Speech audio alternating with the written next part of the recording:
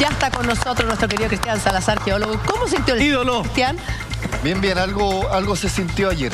Sí. ¿Algo? Yo encontré que se sintió bastante y fue largo. Sí, bueno, a veces hay diferentes percepciones. Algunos lo pueden sentir más fuerte, más débil. Bueno, ahí, como están mostrando ustedes las imágenes, claramente en el aeropuerto ya los chilenos... Acostumbradísimos. Sí, exacto. Increíble. Ni se mueve. Por último, el aeropuerto uno entiende que siempre se mueve porque el fondo está como construcción liviana. Pero mira la luz. Entonces, claro. pero es una construcción liviana, pero en el fondo yo estuve en la sexta región. ¿Dónde estabas tú, Constanza? En la sexta región, en Doñihue. En Doñihue. Claro, que es un poquitito más cerca del epicentro. Yo dije, se viene el terremoto. Ah, mira. ¿Así de Además que fuerte? fue tan largo, claro, yo estaba en una como casona antigua además.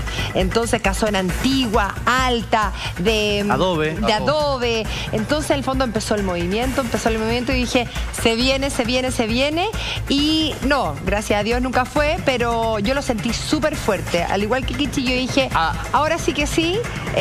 Y por eso, no era una construcción liviana y se movió. Pregunta, Connie, para que ayudes ahí a que están en la conversación. ¿Lo sentiste como un guaracazo seco y rudo o vino largo. ¿O vino de a poco? Lo encontré como oscilante. Sí, y largo. Se movía el techo. Todos empezaron a gritar. Además que había mucha gente donde yo estaba. O sea, estaba toda mi familia. Entonces, ¡está temblando! ¡Está temblando! Entonces todos como que empezaron a salir para afuera. Un poco la misma previa que he tenido cuando han venido terremotos. Claro. ¿Pudo haber sido algo más, Cristian? Sí, bueno, lo oscilante que se siente va a depender de diferentes factores. La lejanía que uno esté con el epicentro mismo, el tipo de fundación que tenga la localidad que estaba. Si estabas en Doñihue y era zona de campo plana, lo más seguro es que sedimento no consolidado con bastante saturación de agua y se siente ahí más como una gelatina. Diferente si uno está como en un macizo rocoso, se siente como mucho más rígido el movimiento. Claro. Depende de la profundidad del evento y diferentes factores. ¿Tú, Cristi, dónde estabas? Yo estaba en mi casa. ¿Edificio o casa? No, edificio, pero piso 3. Ya. Edificio antiguo, entonces tiene buena construcción, no se mueve mucho, no suena mucho tampoco. Pero da la sensación cuando empieza y no para al ratito, Es que como que ahí como que pareciera que viene el guaracazo. ¿Viene algo o no viene algo? Porque... Bueno, esa es la gran pregunta. A ver, claro, ayer tuvimos un 6.8 en la zona Constitución. El viernes tuvimos uno cerca de la zona de los lagos, otro en la zona de Coquimbo. Y claro, uno comienza a preguntarse, ¿viene algo? Tuvimos 3 eventos realmente notorios. De hecho, el de los lagos fue mucho más fuerte en términos de magnitud que el de La Serena, pero el de La Serena fue más superficial, fue alrededor de 13, 14 kilómetros, el de los lagos fue ya más de 30 kilómetros. Entonces, si comenzamos a mapear esto, estamos hablando de 3 lugares diferentes y lo que hay que ver cuáles son las zonas que están en bajo a los estudios que existen, cuáles son las zonas vulnerables. Claro. Entonces vamos a ir un poquitito de sur a norte. La zona de los lagos es una zona que está en un proceso de acumulación de energía. Y bien, esto está basado en el estudio realizado pos el evento o terremoto ocurrido en Chiloé el 2015. Posteriormente viene un estudio que dice que está asociado a la zona de ruptura de 1960 de Valdivia, esa gran ruptura que llega desde la península de Arauco hasta península del Taitao. Es una zona que liberó la energía en 1960 y después de este evento de Chiloé 2015 se llega a la conclusión que ha comenzado el reloj de acumulación de energía. Estamos en esa zona. Estamos en ese proceso. Está en ese proceso y deberían ocurrir al menos 100 o 200 años más para tener un terremoto de gran envergadura, sobre 8 grados. Ahora, ¿cuánto fue? Porque el USGS al principio habló de 7.2. Es la gran pregunta. 7.2. Ya.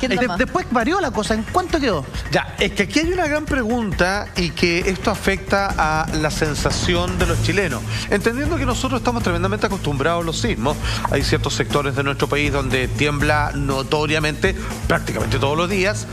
La verdad es que cuando uno te habla en 6 y tanto, uno dice ya, está bien, está dentro del rango de lo soportable.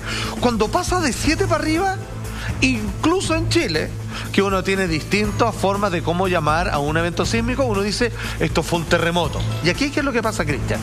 Inmediatamente, a través del Servicio de Sismología de Estados Unidos, comienzan a mandar noticias y dicen, esto fue un 7.2 y no se bajan de ahí.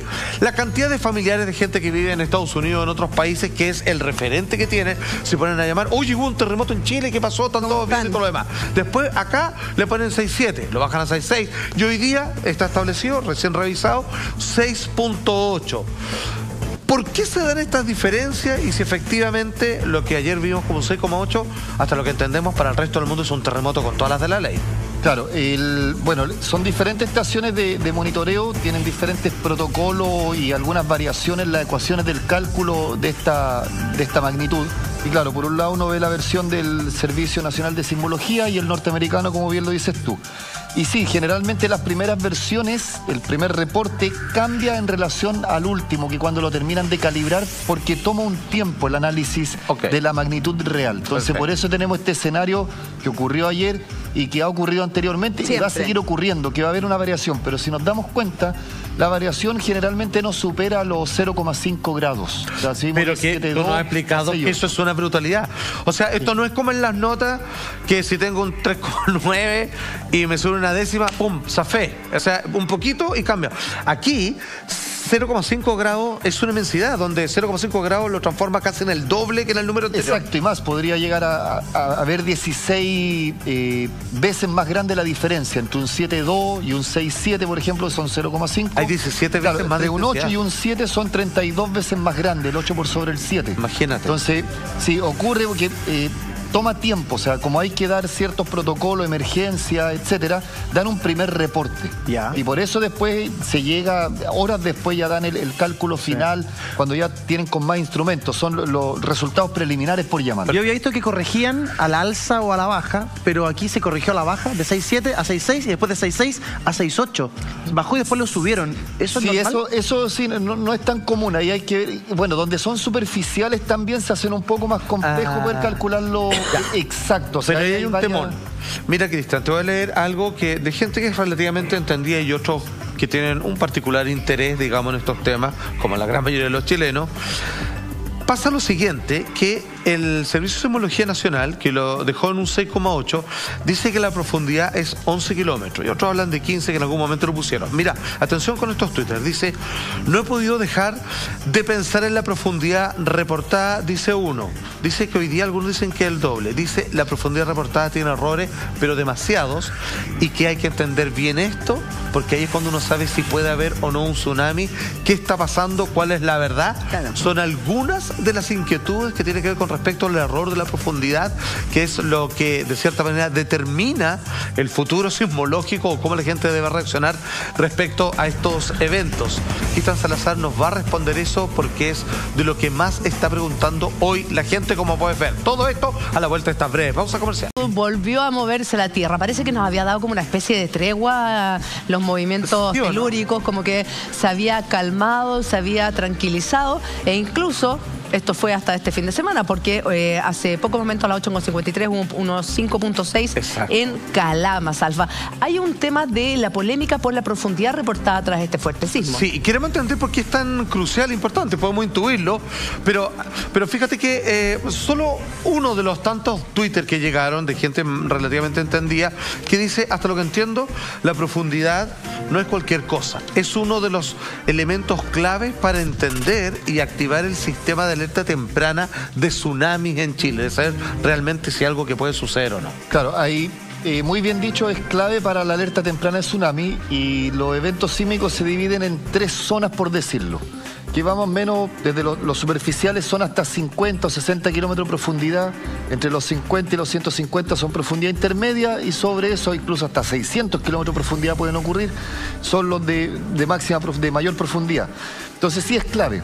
Aquí lo importante es el rango, que es superficial, un evento sísmico superficial. Ahora, sí, se contrapone, hay una versión de 31 kilómetros versus otra de 13.8 o 14 kilómetros, y está dentro de las probabilidades la interpretación. O sea, hay una etapa previa del informe preliminar y esto de seguro tal vez se puede corregir en los días posteriores cuando ya se tomen los datos bien de todos los instrumentos que estuvieron reportando. Perfecto. Ahora, claro, tenemos 2 agentes principales, que es el Servicio Nacional de Sismología y el norteamericano, y el oficial que tenemos en Chile para los protocolos es lo que dice el Servicio Nacional de Sismología. Exacto. Y van a haber siempre diferencias sutiles. Ahora, si son mayores, como se muestran acá, es tema de análisis con el Servicio Geológico norteamericano.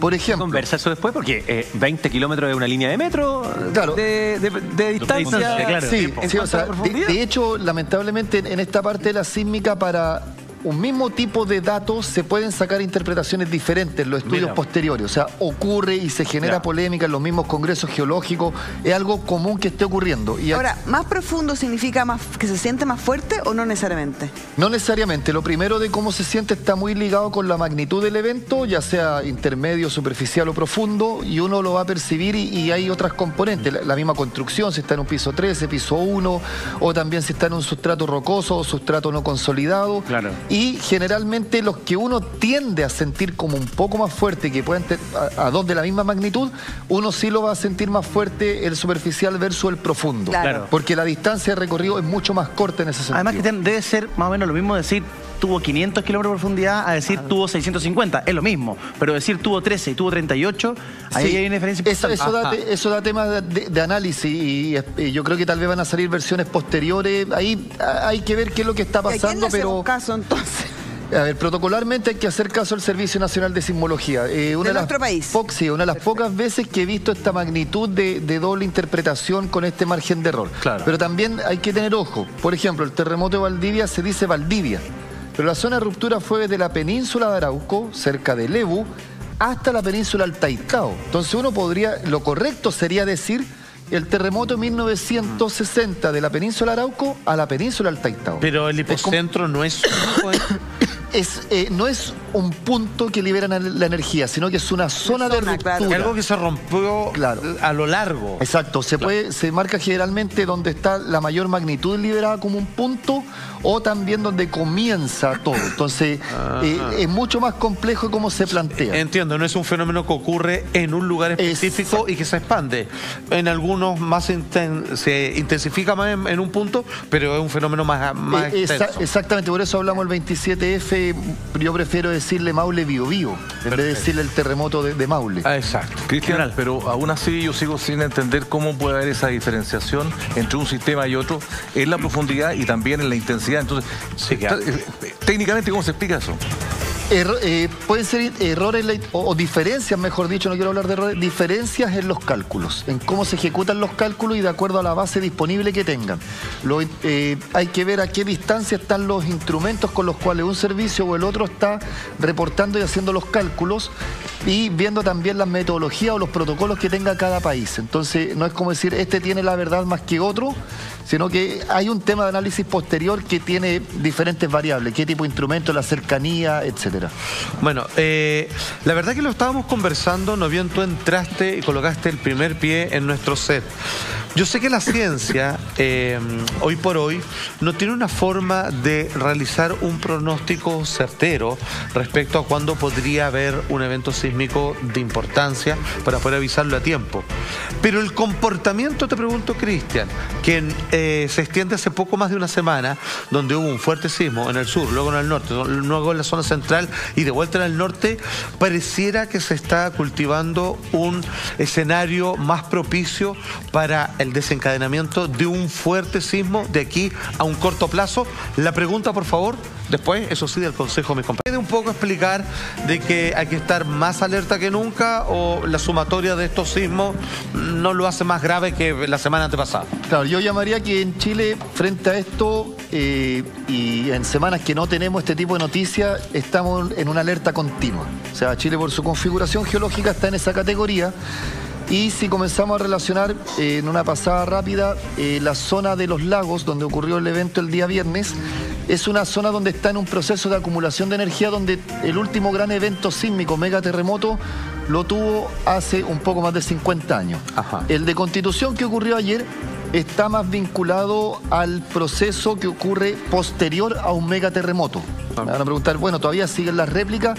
Es una forma de poder denominarlo de que va a continuar por este producto de acomodo interno de las dos placas que tienen. Está ligado a eso y la zona de Constitución a Concepción principalmente liberó la energía y está en un proceso de acomodo. Claro, perfecto. Ya la zona de Calama es un terremoto, un evento sísmico que tiene categoría de profundidad intermedia profundo, que es un intraplaca, es producto del quiebre que está teniendo la placa y se va a generar esta fractura y descenso de los bloques internos. Ahora, frente a la pregunta, ¿se viene o no se viene? Se habla de zonas vulnerables más principalmente y ahí tenemos, como lo hemos dicho acá anteriormente, dos zonas. Número uno, que sería la Tocopilla y Iquique principalmente, que allá tenemos casi 200 años sin un gran evento sísmico y demostrado mediante publicaciones que está la energía suficiente acumulada para liberar un terremoto sobre 8. Nosotros vamos a seguir súper andando al tema, Cristian. Por favor, línea abierta, teléfono ahí, siempre disponible para Chile. Usted sabe que tiembla y el primero que llamamos es a Cristian Salazar.